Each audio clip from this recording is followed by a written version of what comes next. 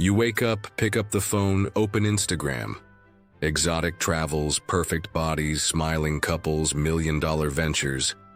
In a matter of minutes, the message is clear. Your life is not enough. A subtle, almost invisible emptiness invades you.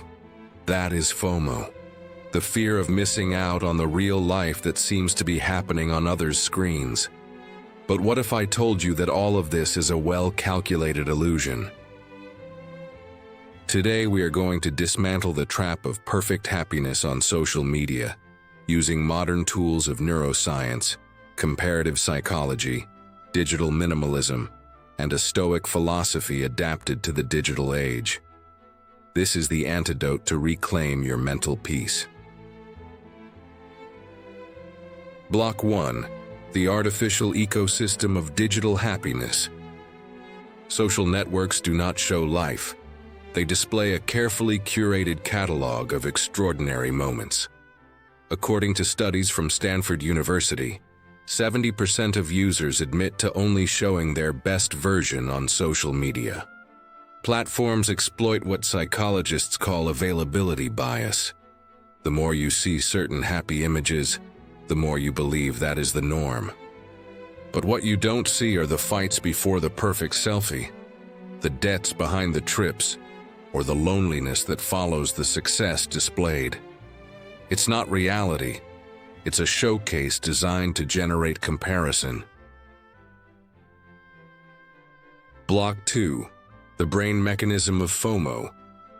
When we see others happy, our dopamine system is activated, evolutionarily designed to drive us to seek social rewards. But on social media, this system is hyperstimulated.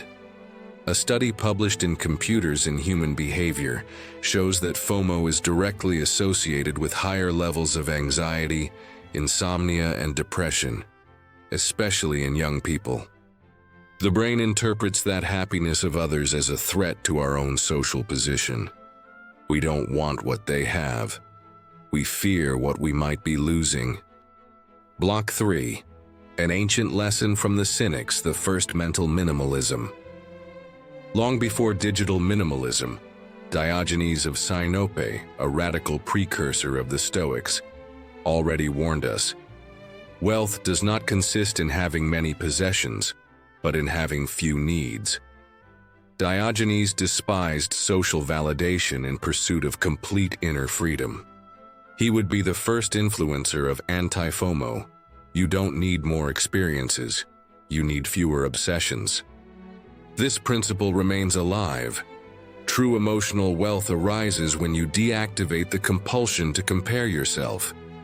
Block 4. The social comparison trap discovered by modern psychology. Leon Festinger, father of social comparison theory, demonstrated that we assess our worth by comparing ourselves to others. On social networks, this mechanism becomes toxic because there is always someone showcasing their personal peak while you navigate your private valley. Dr. Ethan Kross, author of Chatter, shows how this comparative inner dialogue is amplified on networks, creating endless loops of self-criticism. You're not failing. You're being victimized by an artificially amplified bias. Block 5. Digital minimalism, a philosophy of selective consumption.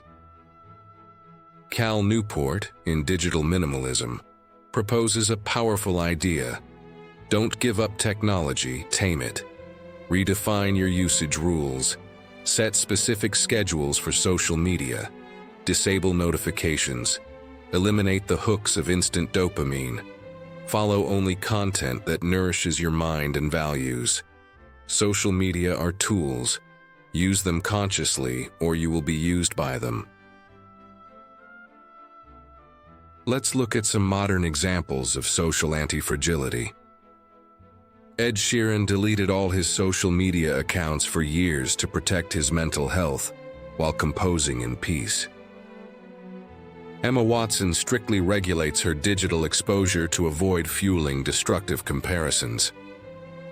Ryan Holiday, a modern advocate of Stoicism, drastically limits his online presence to preserve mental clarity. Everyone understood that his peace was more valuable than his visibility. Practice these Stoic and modern strategies against FOMO. Here is a practical plan. 1. Values audit. Ask yourself, does what I consume online reflect what I value or what I fear losing? 2. Sufficiency journaling.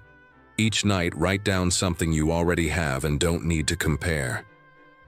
3. Meditation of memento mori. Reflect that time is finite. Every minute envied is a minute you do not live. 4. Practice of sympatheia. Others' happiness does not diminish yours. You can genuinely rejoice in others' success. 5. Blocks of total disconnection. Schedule screen-free hours to reconnect with real experiences. FOMO is an illusion that blooms where purpose is lacking. Fulfillment is not measured by others' feeds, but by your ability to fully inhabit your own path. As Epictetus would write, adapted to today, freedom is not worrying about what depends not on you, including the manufactured happiness on others' screens. Today you have begun to build that inner freedom.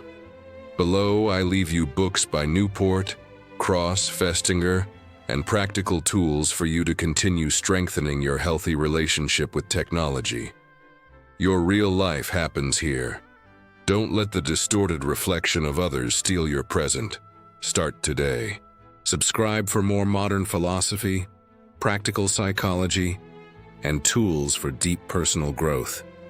Would you like to listen to these reflections while commuting, exercising, or relaxing?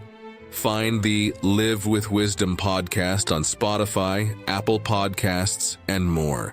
Additionally, discover amazing resources, ebooks, and exclusive products in our official stores. Links in the description. Thank you for your support.